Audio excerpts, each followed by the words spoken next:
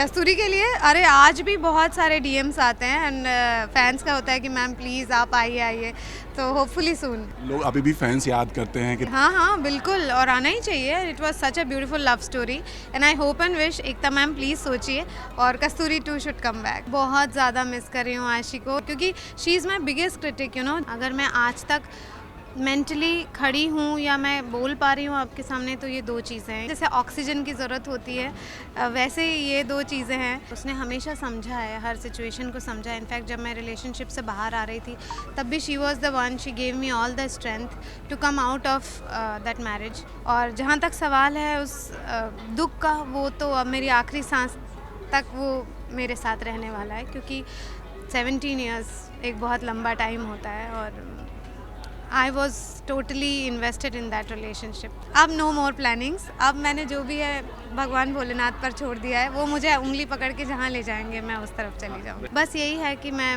आप सबसे भी यही मैं कहना चाहती हूँ कि मैं अच्छा काम करती रहूँ, इससे ज़्यादा अब और मेरे दिमाग में और कुछ भी नहीं है।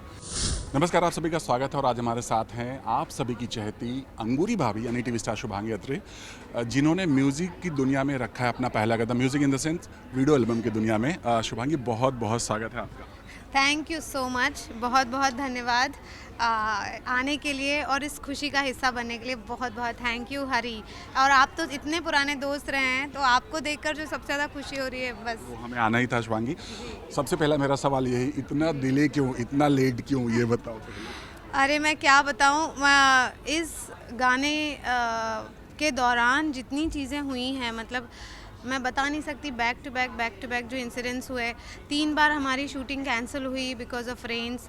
एक बार मैं बहुत बीमार पड़ गई, फिर एक बार पता चला कि आकाश के पापा को उनका ऑपरेशन था, एक माइनर सर्जरी थी, तो वो नहीं थे। फिर उसके बाद मैं यूएस चली गई थी आशी के पास। फिर जिस दिन हम शूट कर रहे थे उस दिन पता चला कि पापा इज़ डायग्नोस्ड विद कैंसर। तो मतलब इतने विघ्न आए, वो कहते हैं ना, इतने ऑब्स्टिकल्स, बट इस एक गाने ने इतना कुछ सिखा दिया। मतलब क्योंकि ये पहला प्रोजेक्ट है मेरा एज अ क्रिएटर, तो पर बहुत कुछ सिखाया इसने। रिलीज़ के टाइम में भी इतनी मुश्किलें आई हैं, कुछ ना कुछ। मतलब मैं सोच रही थी कि मैं इसको फरवरी में रिलीज़ करूँगी, बट फिर हम लोग भाभी जी मूवी के लिए चले गए मसूरी, वहाँ से आए तो एक हादसा हो गया था, तो इस वजह से नहीं। तो फाइनली फिर अब सोचा कि अब रिलीज़ कर देते हैं गणपति बप्पा का नाम लेके। और या चलिए, कहते हैं ना कि देर आए दुरुस्त आए। आज इतना बढ़िया मौका है, आशी को मिस कर रही हैं आप, क्योंकि इस मौके पे होना बहुत ज़रूरी था। बहुत ज़्यादा मिस कर रही हूँ आशी को। इनफैक्ट आज सुबह ही हम दोनों बात कर रहे थे, फेस टाइम हम रोज़ सुबह करते हैं, तो उसने अपनी फ्रेंड्स को भेजा है। उसकी फ्रेंड्स आई हैं और मैं सच में, क्योंकि she is my biggest critic जब भी मैं कोई काम करती हूँ तो मम्मी पापा और आशी, ये 3 लोग जो मेरी स्ट्रेंथ, एंड माई सिस्टर्स दोनों में जो मेरी बड़ी दीदियाँ हैं। इतना मुश्किल दौर अभी मेरा पिछले 3-4 सालों का रहा है, बट ये लोग रॉक सॉलिड सपोर्ट, जैसे they were like with me all the time. तो मैं सबको ही मिस कर रही हूँ। मतलब पापा में भी नहीं आ पाए क्योंकि पापा की तबीयत ठीक नहीं है और आशी यूएस में है। बट मैंने आशी को प्रॉमिस किया है कि जब वो आएगी इंडिया, अभी जब दिसंबर में आएगी, अभी तो खैर अगस्त में I am going to meet her, पर जब वो दिसंबर में आएगी मैं प्रॉपर स्क्रीनिंग रखूँगी गाने की भी और भाभी जी मूवी की भी। बाकी जैसा आपने बोला, इतने सारे अड़चन आ रही हैं आपकी राह में, बट आप चाहे कुछ भी हो आगे बढ़ते जा रहे हो, बट इस फेज़ को आप कैसे देखते हो, क्योंकि इतना आसान नहीं है जितना भी हम सुन पा रहे हैं, राइट?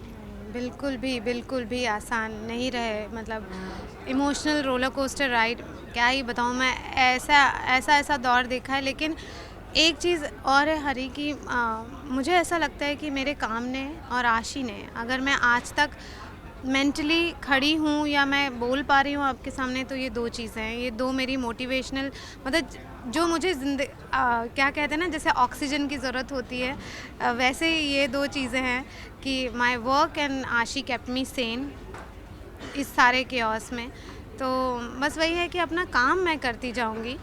जिस चीज़ ने मुझे सब कुछ दिया है, वो मुझे एक तो ग्राउंडेड भी रखता है, वो मुझे मोटिवेशन भी देता है। आज एक काम ख़त्म किया, अगला फिर मैं शुरू करूं। तो बस यही है कि मैं आप सबसे भी यही मैं कहना चाहती हूं कि मैं अच्छा काम करती रहूं, इससे ज़्यादा अब और मेरे दिमाग में और कुछ भी नहीं है। बट शुभांगी, आपने बोला जैसे कि पिछला कुछ समय बहुत ही ज़्यादा ख़राब था, जब चीज़ें हुई, मैं जिसकी बात कर रहा हूँ, बहुत ट्रोल हुई आप इस बात को लेकर कि आप शूट कर रही हैं और लाइफ में कुछ इफेक्ट नहीं पड़ रहा है, तब आशी का क्या रिएक्शन था और आप उस दौर से गुजर रही थी, तो कैसे अपने आप को कैसे उस दौरान आपके मन में क्या चल रहा था कि मैं खुद इतने इस चीज़ से जा रही हूँ और लोग इस तरह से ट्रोल कर रहे हैं?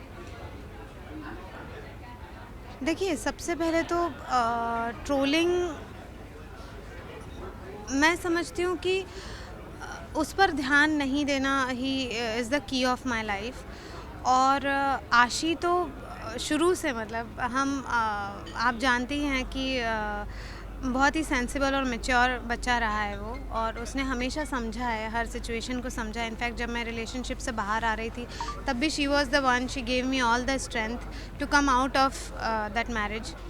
उसके बाद जब ये हुआ तो जब ये हादसा हुआ तो बात यही थी कि मैं ये चाहती थी कि क्योंकि मेरे लिए भूल पाना आज भी आसान नहीं है, किसी भी चीज़ को मैं आखिरी सांस तक नहीं भूल पाऊँगी, बट मुझे काम करते रहना था अपने आप के लिए, अपने दिमाग के लिए, अपनी रूह के लिए, अपने बेटरमेंट के लिए।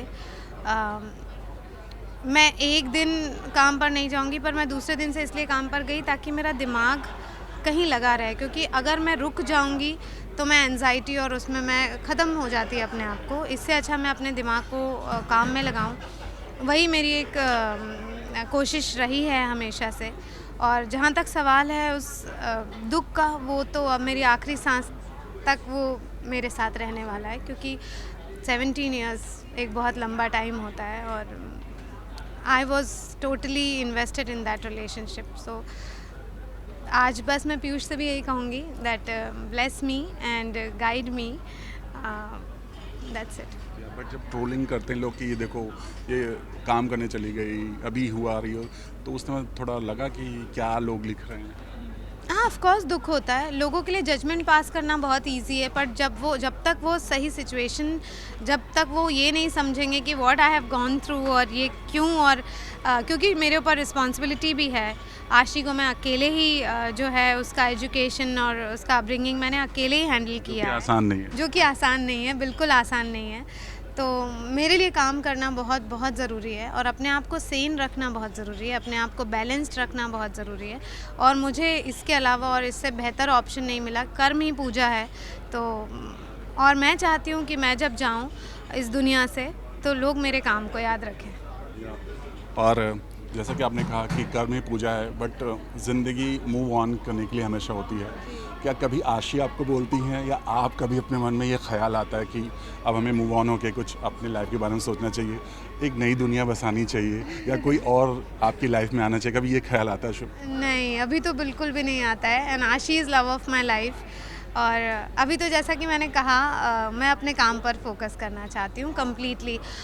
और एक बार मैंने अपनी लाइफ प्लान करके देख ली, अब नो मोर प्लानिंग्स। अब मैंने जो भी है भगवान भोलेनाथ पर छोड़ दिया है, वो मुझे उंगली पकड़ के जहाँ ले जाएंगे मैं उस तरफ चली जाऊँगी। वैसे कहा जाता है ऊपर से ही जोड़ियाँ बनती, बट आप खुद से चाहते हैं कि फिर से कोई आपकी लाइफ में आए, या आशी कभी बोलती मम्मा अब घर बसाओ, क्योंकि एक दिन आशी तो चली जानी है, वो पराया धन है, राइट? नहीं, मैं ऐसा बिल्कुल नहीं मानती। मैं खुद भी एक बेटी हूँ और बेटियाँ बिल्कुल पराया धन नहीं होती, बल्कि बेटियाँ ज़्यादा प्यार करती हैं, ज़्यादा अटैच्ड होती हैं। आशी कई बार ही कहती है, but you know what I think, कुछ भी फोर्स्ड नहीं होना चाहिए लाइफ में। तो अभी तो बिल्कुल भी मतलब कहीं तक दूर दूर तक ऐसी कोई सोच नहीं है, ऐसी कोई प्लानिंग नहीं है। और जैसा कि मैंने कहा कि वो है ना, वो ले जाएंगे उंगली पकड़ के जहाँ, तो प्लानिंग अब मैं नहीं करती अपनी लाइफ की। मुझे कई लोग बोल चुके हैं आप प्लान नहीं करो, बेटर है। तो अब बस सब कुछ भगवान के ऊपर छोड़ दिया है। बट हाँ, अपना काम मैं अच्छे से करती रहूँगी। चलिए, आज का जो दौर है, पुराने सीरियल्स वापस आ रहे हैं, जैसा आपको पता है, क्योंकि सास भी कभी वापस आ रहा है। सबसे पहले बताइए आप कितनी एक्साइटेड हैं तुलसी को वापस इतने सालों बाद वापस फिर से उसी अवतार में देखने के लिए? Very very excited. मतलब मैं तो स्मृति जी की बहुत बड़ी फ़ैन रही हूँ, और आई थिंक बालाजी जो के हमारे सीरीज़ से, और मेरा भी करियर बालाजी से ही शुरू हुआ है, तो पूरा बचपन मेरा ये सारे शोज़ देखने में गया है और ये लोग इंस्पिरेशन रहे हैं।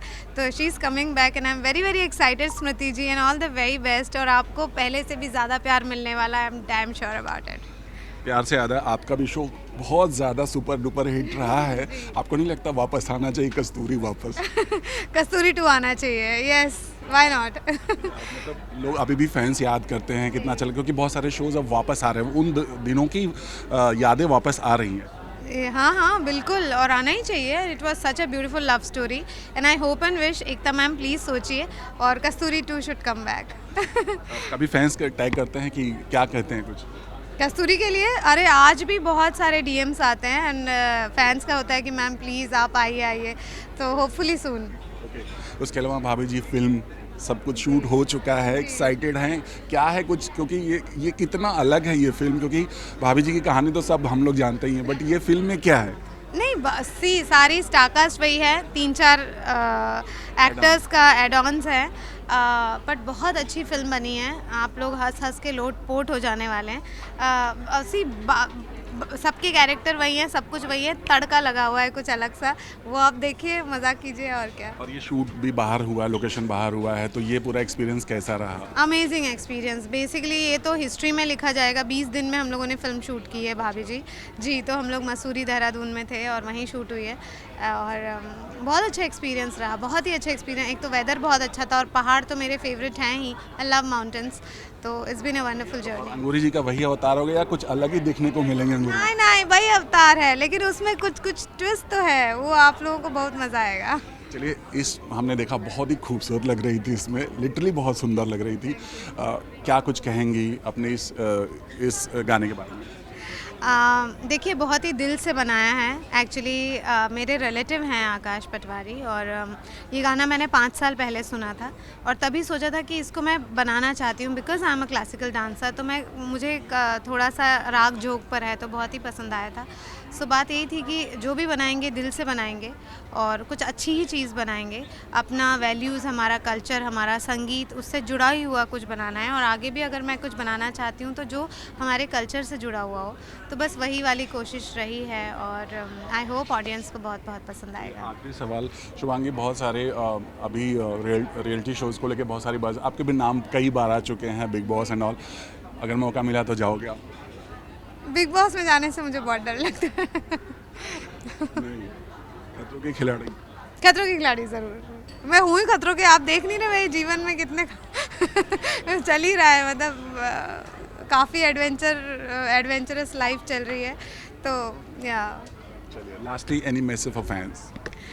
अपने फ़ैन से यही कहूँगी कि आपने हमेशा मुझे हर अवतार में, हर शो में हमेशा बहुत प्यार दिया है। प्लीज़ काहे सैया को, ये मेरा पहला काम है, मतलब मैंने जो है ज़ीरो से स्टार्ट किया है, इस बीच को छोटे से होके बड़ा पेड़ बना है, तो आप लोग बस ऐसे ही प्यार देते रहिए और देखते रहिए और मुस्कुराते रहिए। Thank you so much and all the very best. Thank you. Thanks a lot. Hari, Thank you so and much. it's always pleasure talking to you. Thanks a lot. Thank you so much. Thank you. Yeah.